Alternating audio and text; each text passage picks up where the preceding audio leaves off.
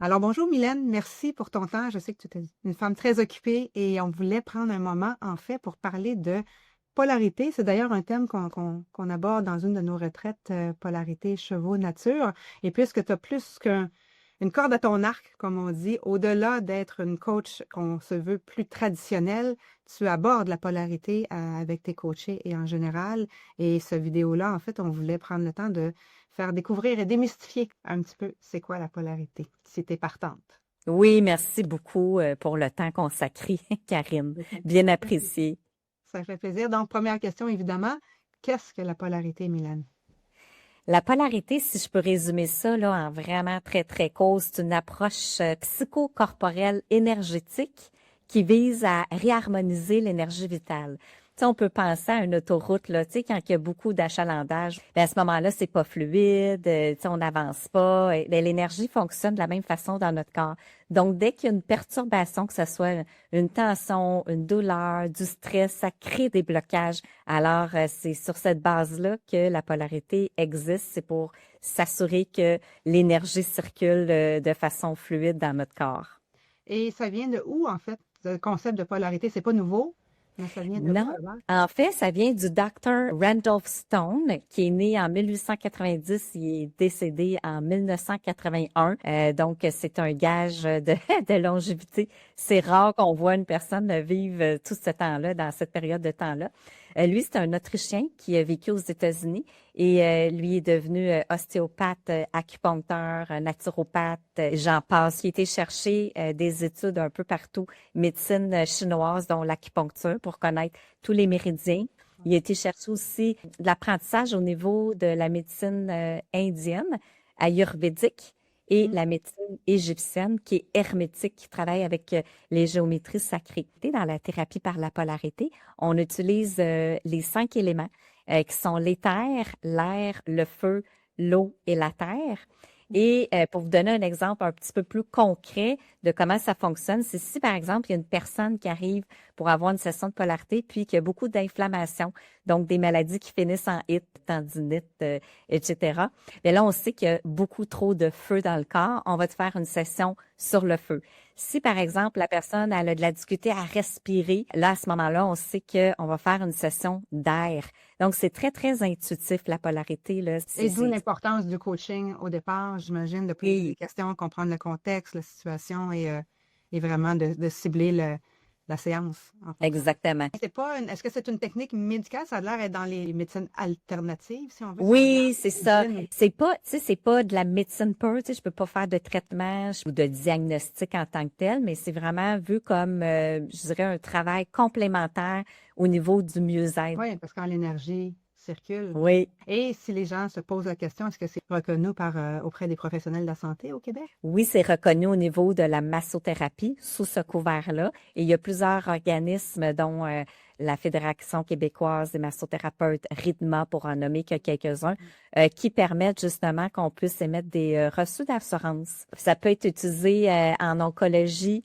Ça peut être utilisé aussi au niveau des soins palliatifs. Par exemple, on va faire des sessions d'éther pour des gens qui restent quelques jours à vivre pour permettre justement que la personne puisse se détacher de son corps de façon appropriée. Mais ça peut être aussi utilisé là, en organisation pour augmenter le feu, augmenter l'énergie, augmenter la bonne humeur et le bien-être, évidemment. Mais c'est intéressant ce que tu dis, dans le fond, parce que toi, tu le pratiques avec des clients traditionnels, en coaching traditionnel. Oui, je fais du coaching traditionnel en entreprise. Ça veut dire que, bon, c'est très rationnel, appuyé par des études neuroscientifiques. Moi, je suis une coach certifiée avec l'ICF. À peu près aux 2 ou 3 rencontres, évidemment, quand le client est ouvert et d'accord, je l'invite à faire une session de polarité parce que je trouve que ça va aider aussi à la clarté.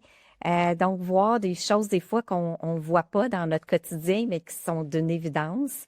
Donc, étant donné que quand on détend le corps, ben ça l'amène un petit peu plus de clarté. Ça l'amène aussi la possibilité d'utiliser plus son intuition, de prendre des décisions éclairées et d'être un petit peu plus en paix d'esprit. Donc, les sessions de polarité vont accélérer, je dirais, les résultats en coaching traditionnel. Donc, tu as Pour vu ma des bons part, résultats déjà. exactement. OK. Puis, y a-t-il un contexte particulier à quel moment on va faire appel à la polarité versus peut-être une autre méthode? Oui, il y a plusieurs raisons pour lesquelles on peut utiliser les sessions de polarité, entre autres pour diminuer le stress, favoriser l'apaisement du système nerveux. Ça peut être aussi pour soutenir la détente musculaire, puis certaines tensions aussi physiques qu'on éprouve dans le corps. Ça peut être aussi pour retrouver de l'énergie dans des périodes plus de fatigue ou de stress. On peut aussi l'utiliser pour accompagner des transitions de vie ou des périodes plus émotionnellement exigeantes, encore développer une meilleure conscience de soi. Fait comment ça fonctionne? C'est une séance typique. Une séance typique, ça dure entre 60 et 90 minutes et c'est dans un environnement très calme, très détendu. La personne reste vêtue. Évidemment, ça serait un peu bizarre si la personne était dévêtue avec de l'huile avec mes clients là en entreprise. Non, pas vraiment. Ben, je tiens à le préciser parce qu'il y en a qui aiment pas, il y en a Ah, qui c'est sont plus important. pudiques, puis il y en a qui aiment pas ça se faire toucher. Fait que c'est pas des gros massages, là, c'est vraiment des petits touchés très, très légers Ah oui. qu'on fait. Et quand on appelle ça polarité, c'est pas pour rien, c'est qu'on va chercher des pôles positifs et négatifs. C'est très, très mécanique. Et on laisse les mains au même endroit durant un certain temps, le temps qu'on ressente dans nos mains que l'énergie recircule à nouveau. Et moi, je détends l'atmosphère aussi là avec de la musique douce. J'aime bien le 528 Hz. Puis je mets aussi un petit loup sur les yeux pour éviter que la personne veuille aussi contrôler ou voir qu'est-ce qu'on est rendu. Fait que ça permet vraiment à la personne de rester aussi dans son monde, puis aussi qui accède aussi à son monde intérieur. Parce Oui. que durant la session, il n'est pas rare que les gens ressentent ou voient des images ou ressentent des émotions, contactent des souvenirs que ça fait longtemps qu'ils n'ont pas eu. Parce que c'est comme si l'inconscient travaille, ouvre des petites portes. Puis c'est d'ailleurs ce que je fais, moi, en polarité, c'est que j'ouvre des petites portes pour que l'énergie puisse circuler. Donc, durant le soin, aussi, on peut ressentir de la chaleur, des frissons, des courants d'énergie. On peut avoir des picotements, sentiments de picotement. C'est pas rare aussi, je sais aussi, Karine, que tu l'as vécu. Je laisse des empreintes dans le sens que quand je touche à des endroits, des fois, je change de place, mais la personne ressent encore que j'ai les doigts au même endroit. Mais évidemment, chaque personne a ses répercussions. Il y a même des gens, la plupart des hommes, je dirais, ils s'endorment, puis il y en Oui, a hein? plusieurs qui ronflent. Alors, moi, je respecte l'état dans Ben, ça, lequel c'est quand la tu personne... combines le toucher sur un lit de massage avec la petite musique douce et le loup sur les yeux. Oui, c'est Deux ça. affaires au travers. C'est ça, puis de toute façon, c'est tellement non intrusif comme approche Exactement. que oui, ça fait du bien, mais tu t'en rends pas compte. Oui, Y a-t-il des effets secondaires? Là, on parlait peut-être des choses que oui, les gens peuvent vivre dans la session, mais après la session, c'est le genre oui. d'effet qu'on peut retrouver. On dit que dans les 72 heures suivantes une session de polarité, il pourrait avoir des petites différences. Ça peut être un excès de fatigue, ça peut être des petits maux de tête ou ça peut être un bien-être total qu'on n'avait pas pensé. Il y a beaucoup de gens qui me disent, ça fait longtemps que j'ai pas eu une nuit de sommeil de la sorte après le soin ou la session de polarité ou des rêves, on rêve à plein de choses. Mais c'est vraiment, si jamais il y a des, j'allais dire, des symptômes un petit peu plus négatifs qu'on pourrait qualifier, ça dure vraiment pas longtemps, là. C'est Non, c'est vraiment, ça. ça suit un peu, comme on dit, la courbe de guérison, sans parler de guérison, là. Quand on va au gym, par exemple, on va aller soulever des poids, ça se peut qu'on soit un petit peu raqué le Oui, lendemain, mais c'est juste c'est le même bien. principe. Parce qu'on travaille le muscle, alors c'est tout à fait normal, mais on n'est pas obligé de s'attendre aussi à des effets secondaires. Il y a pas Mais si on parle un petit peu plus des résultats que les gens peuvent s'attendre à avoir à la suite d'une session comme ça pourrait ressembler à quoi?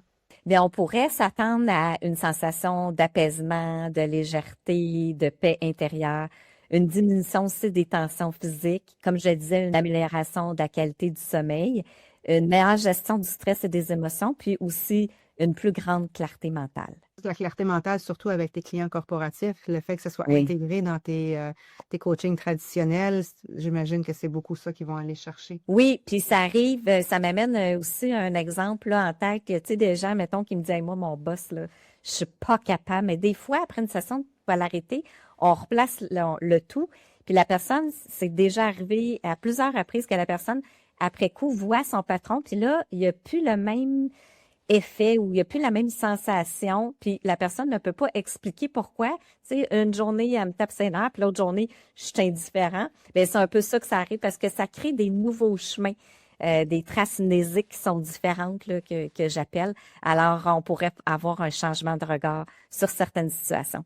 Et tu fais, dans le fond, toi, tu le jumelles avec ton coaching traditionnel. On peut faire, nous, à la maison, des exercices de polarité si on ne peut pas avoir une session où on n'a pas le temps ou peu importe.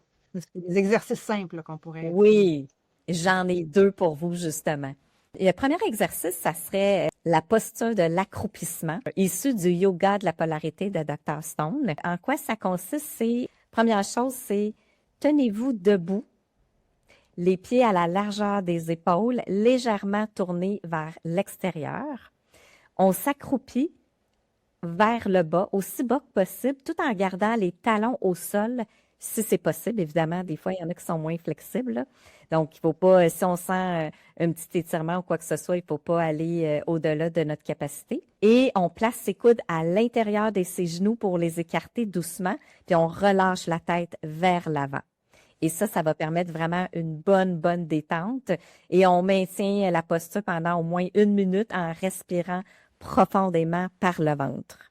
OK. Ça, dans le fond, c'est pour se détendre parce que ça, c'est une posture de yoga là, qu'on Oui, fait souvent en yoga. Donc, fait que les effets bénéfiques de ça, c'est au niveau de la détente corporelle ou. OK. exactement. Détente corporelle. Puis j'appelle ça comme aussi un petit shutdown là, au niveau tu sais, quand on est trop stressé ou on veut apprendre un petit peu plus à mieux respirer, ben, tu sais, le faire de cette façon-là. Donc, Oui, il y a des techniques de yoga qui ressemblent beaucoup à celles de la mais en polarité. quoi est-ce que là, je me permets d'aller un petit peu plus loin. En quoi est-ce que ça, c'est de la polarité? Est-ce que c'est parce que le contact des genoux avec les coudes, ça touche à deux pôles et ça fait circuler Effectivement. l'énergie? OK. C'est vraiment comme on va aller chercher le maximum de pôles opposés quand on fait ça. Fait que OK. c'est comme mécanique, mais ça permet une meilleure circulation. Et j'avais un autre Le exercice deuxième, aussi. ouais. C'est l'exercice du bûcheron, comme tu le connais, Karine, comme on Oui, a déjà fait lors d'une session. ça fait du bien, Ça, ça. c'est vraiment pour quand on a du stress accumulé ou on veut augmenter son feu. On a besoin d'être tout là, puis on veut être réveillé. Ça, c'est vraiment un excellent exercice. Il suffit de positionner ses pieds plus larges que les épaules, les genoux souples, mais pas pliés. Et à l'inspiration, on lève les mains jointes au-dessus de la tête comme si on tenait une hache. Puis à l'expiration forcée par la bouche, on ramène les mains brusquement entre les jambes en fléchissant légèrement les genoux et on fait un ha comme si on faisait là, un effort. Et ça, on peut faire ça, là, faire ce mouvement de balancer là, au moins une dizaine de fois. Ça, ça me fait penser à un exercice qu'on fait aussi en Qigong. Ça, je pense que c'est pour activer le feu, hein? Oui, Le bûcheron. Ah, c'est ça. exactement. C'est incroyable comment ça fait du bien, ça. Oui. Ah oui, oui, vraiment. Là. Donc, c'est des exercices simples en réalité. C'est accessible à tous. Oui. Donc, c'est vraiment bien. Puis, j'ai entendu des gens qui avaient des piliers dans la polarité. Oui. 4 piliers. Juste en terminant, est-ce qu'on peut savoir un petit peu c'est quoi ces piliers? Oui. Ben, en fait, Dr. Stone, il disait que oui, il y a les sessions de polarité qui font partie d'un pilier qui sont importantes. La deuxième, c'est vraiment l'alimentation, donc se nourrir en fonction de la médecine indienne qui est l'Ayurveda, en fonction des 5 éléments. Il y a des exercices physiques comme on vient de se nommer là, tout de Ouais. suite, là, à l'instant. Puis, il y a aussi tout ce qui est pensée positive et gestion des émotions qui est très importante aussi en polarité. Alors, c'est important de libérer ces émotions, puis surtout de comprendre pourquoi elles sont là, aller à la source pour finalement régler le tout, parce qu'on sait que le stress, je pense que c'est à peu près 80% des maladies là, que ça génère. Alors, la colère, l'agressivité et tout ça, ça fait partie d'une charge émotive ou de stress, là, alors qu'il faut évacuer. D'où l'importance du coaching. Donc, si je comprends bien, avec le Oui. coaching, tu mets le doigt sur les sources des émotions refoulées ou peu importe ce qui a besoin d'être libéré. Puis avec la polarité, ben, tu viens physiquement travailler le corps pour faciliter cette libération-là en réalité. Très bien résumé, Catherine. Ben, merci. Merci d'avoir pris Merci. le temps de démystifier la polarité pour les gens, parce que c'est ça, les gens, certaines personnes entendent, connaissent le mot, mais ne connaissent pas nécessairement toutes les ramifications de cette approche-là. Donc, je trouve que c'est important d'élucider ça aujourd'hui. Merci, Mylène, pour ton temps. Merci, Karine.